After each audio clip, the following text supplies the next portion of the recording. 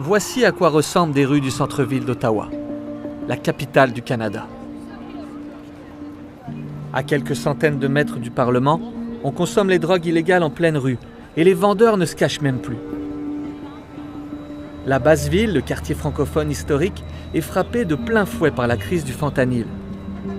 Consommer cette drogue de mauvaise qualité, c'est jouer à la roulette russe. Hier, dans un quart de travail, les employés ont répondu à 7 surdoses. L'infirmière Louise Baudouin a la charge du centre d'injection supervisé situé au Berger de l'Espoir. Elle avoue ne pas réussir à suivre le rythme des nouvelles substances imprévisibles qui inondent le marché de la drogue. Son équipe doit même gérer des blessures au couteau et par arme à feu. Moi, ça fait 20 ans que je fais ça. Quand on a commencé, on n'avait jamais besoin de gardien de sécurité. Je n'ai jamais senti menacée, rien comme ça. Aujourd'hui, ça doit faire 3-4 ans qu'on a des gardiens de sécurité 24 heures sur 24 parce que le niveau de violence a augmenté drastiquement. Depuis la COVID, il y a eu un gros changement. Il y a beaucoup de gens qui ont perdu leur logement, qui ont perdu leur support parce qu'il y avait moins de services qui étaient accessibles. Puis qu'il y a beaucoup plus de gens qui se sont dirigés vers les bergers parce qu'ils savent qu'on est là. Puis qu'ils peuvent avoir des services, ils peuvent avoir du support. Fait que nos chiffres ont doublé depuis ce temps-là. Là. Ça continue d'augmenter. Le nombre de surdoses traitées dans les urgences d'Ottawa est 2 fois plus important qu'avant la pandémie. Chaque mois dans la capitale, 20 personnes meurent d'une surdose, alors que c'est 14 en moyenne à Montréal. J'ai vu 2 gens mourir sur vidéo. Les 2 cas, les gars étaient seuls. Le monde s'éloignait d'eux. Lui était tout seul une fois, puis juste il est mort, comme ça. Très tranquille, très silencieux, tout seul, abandonné. Ça se frappe. Le pasteur Gordon s'occupe d'une église voisine des Bergers de l'Espoir. À contre-cœur, il envisage de déménager. Nous continuer ici serait très difficile. Sécurité, c'est un problème, je ne peux pas mentir. Son voisin de la rue Clarence a été cambriolé 2 fois en 3 mois. It's gotten worse with the drugs. It's all over now, you know. It's not just like he says it's in one spot, it's everywhere now. You see them all, they're like zombies. My son, he's 10 right now, and he doesn't like to come out here. He sees it all the time. De l'autre côté de la rue, cette mère de famille est parfois prisonnière de son propre domicile. Des fois, je ne peux pas sortir de chez moi. Il y a des gens qui dorment là. Il y a des fois des excréments. Ils utilisent cette zone ici, juste en face du condo, comme des toilettes. Mes enfants sont des fois très nerveux à partir à l'école. Elle, qui a vécu la dictature en Roumanie, n'aurait jamais pensé voir ça au Canada. J'ai jamais vu rien que ça en Roumanie. Le Canada est un pays riche, beaucoup plus riche que la Roumanie. Et je ne peux pas imaginer d'avoir ça là. L'an dernier, 2,5 millions de seringues usagées ont été retrouvées à Ottawa. Chris Greenham fait partie de citoyens qu'on surnomme à Ottawa les chasseurs de seringues. On fait des recherches au moins 1 fois par journée. Des fois, on trouve 2 ou 3 seringues, puis des fois, on trouve 20 ou 30 seringues. En arrière, ici, on a toujours des personnes qui font de la drogue. Il y en a de la prostitution tout le temps, malheureusement. On avait eu quelqu'un qui est décédé juste là sur Canada Day. Au moins 5 ou 6 fois par semaine, il faut qu'on demande les personnes ici qui sont en arrière pour partir, puis s'en aller. Puis d'habitude, ils sont corrects, puis il n'y a pas de problème, mais des fois, il devient violent. Agressif, puis il faut appeler la police.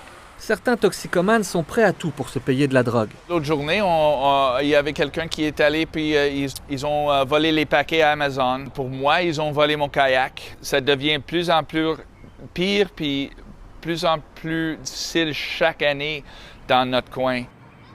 Tous les matins, dans cette garderie, une éducatrice ratisse la cour à la recherche de seringues. Un enfant s'est déjà piqué ici et il a fallu le traiter avec des médicaments préventifs contre le VIH. Les déchets et les odeurs d'urine empestent les pourtours du bâtiment. Une autre éducatrice fait une tournée de nettoyage plusieurs fois par jour et retrouve ce matin des morceaux de pipe à crack. Ses parents aimeraient que leur enfant continue de fréquenter un service proche de chez eux, mais avec plus de sécurité. Il y a plus de choses à chaque journée. Alors, il y a des gros groupes de gens endrogués qui ont perdu de conscience, qui ont des blessures de sang, comme des choses qu'on ne veut pas que nos enfants voient. Une garderie voisine vient d'annoncer qu'elle fermera ses portes à la fin du mois. Elle déménagera ailleurs. Théa regrette que ce soit les enfants qui doivent partir plutôt que les toxicomanes. Et ce qui me brise le cœur, c'est voir les policiers qui conduisent personne n'arrête. La police d'Ottawa confirme qu'elle n'intervient pas sur les consommateurs, à moins qu'ils soient violents. Et selon nos informations, les policiers ont aussi pris l'habitude de fermer les yeux sur les petits vendeurs de drogue. On le remarque d'ailleurs dans les statistiques. Malgré l'explosion de la drogue, les arrestations pour possession ont diminué de 36% l'an dernier et les arrestations de trafiquants ont diminué de 14%. Souvent, comme les vendeurs au Berger de l'Espoir, c'est des ados. Ils envoient les petits jeunes parce qu'ils savent que les petits jeunes, ben ça va être une tape sur la main, il n'y a pas de problème. Puis il y en a 15 autres, là, petits jeunes qui sont prêts à venir en BMX au Berger de l'Espoir pour vendre la drogue. Là. We have limited resources, so how can we be precise in using those resources as effectively as possible? Pour comprendre comment les policiers font face à la crise, nous accompagnons l'agent Paul Stam. Folks who are using drugs on the street, it's just not an effective and efficient use of resources to constantly be arresting them, putting them through the criminal justice system, putting them back through this cycle of criminalization, and then never addressing these more complex, deeper-rooted issues that's really driving the offendings. L'Association des chefs de police du Canada voudrait qu'on décriminalise les drogues dures. Elle propose d'améliorer l'accès aux soins de santé, aux traitements et aux services sociaux. The consumption site there, in 2018, they had 3,000 visits to the consumption site. In 2021, they had 18,000 visits. So that's a 600% increase in use to this one site in just 3 years, and it's probably even higher now. La police d'Ottawa a dû répondre à des appels pour plus de 1000 surdoses depuis le début de l'année. It's getting worse. I think, over the last few years, we've seen a 50% increase in mental health calls for service. L'autre difficulté, c'est l'explosion du nombre de sans-domicile fixe comme Julie. Elle vit dans la rue le jour et dort chez une amie le soir parce qu'elle a trop peur des refuges. Ils sont en train d'empoisonner tout le monde autour. Mon Dieu, de la violence sur les filles, sur les gars. Et puis c'est ça, ils abusent les gens ici, au shelter. Tous les refuges sont débordés. Le directeur de l'Armée du Salut et ses équipes servent 600 repas par jour, mais ils ne suffisent pas à la demande.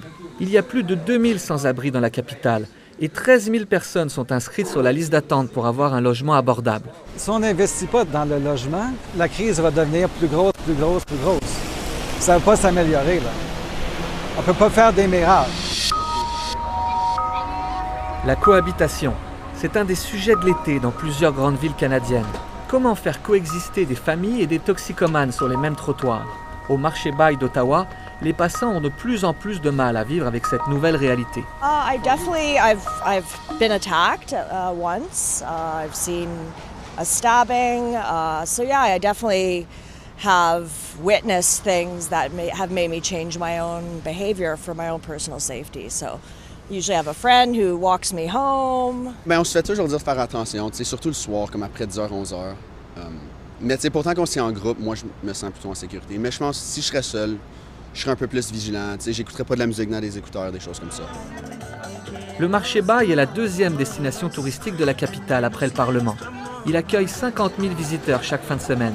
Mais l'endroit n'a plus le même visage. Des employés viennent travailler la peur au ventre et l'association des commerçants a dû augmenter la sécurité privée. Pour la première fois en 26 ans dans le marché, le propriétaire du Moulin de Provence s'est fait attaquer. Moi, un matin, à 9h du matin, j'ai été agressé par un sans-abri qui est quelqu'un qu'on connaissait.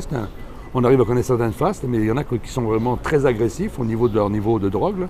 Et il m'a attaqué carrément là, à 9h du matin. Si ça n'a pas été mes employés pour m'aider, je me trouvais dans une situation vraiment mal parce qu'à mon âge, j'ai plus la même force de réaction. Mais techniquement, là, j'ai vraiment une agression. C'est vraiment un couteau, là. Claude Bonnet regrette le manque de solutions proposées par les politiciens. Comment c'est possible, la représentation canadienne, qu'on puisse avoir une situation aussi dramatique à faire voir à nos touristes, à faire voir à nos jeunes? Et puis, est-ce qu'on veut vraiment régler le problème? La conseillère municipale responsable du centre-ville a fait de l'itinérance et de la toxicomanie son cheval de bataille. J'aimerais qu'on annonce une crise des opioïdes ici à la ville d'Ottawa. Elle raconte que son fils compte les seringues par terre en s'en allant à l'école. Des parcs où mon fils et ses amis ne vont plus parce qu'il y a des encampements où ils ont trouvé des seringues. C'est pas normal, ça, c'est pas un enfant, ça. Selon la conseillère municipale, une des solutions serait d'éparpiller les services dans toute la ville plutôt que de les concentrer dans un seul quartier. Dans la basse ville, dans un carré de moins d'1 kilomètre, on trouve 3 refuges, 3 centres de jour et 3 centres d'injection supervisés. Si demain, on mettrait toutes les bibliothèques, tous les arénas, toutes les piscines dans le quartier 12, vous direz « Hey, c'est pas correct ça, il faut éparpiller tous les services à l'échelle de la ville. »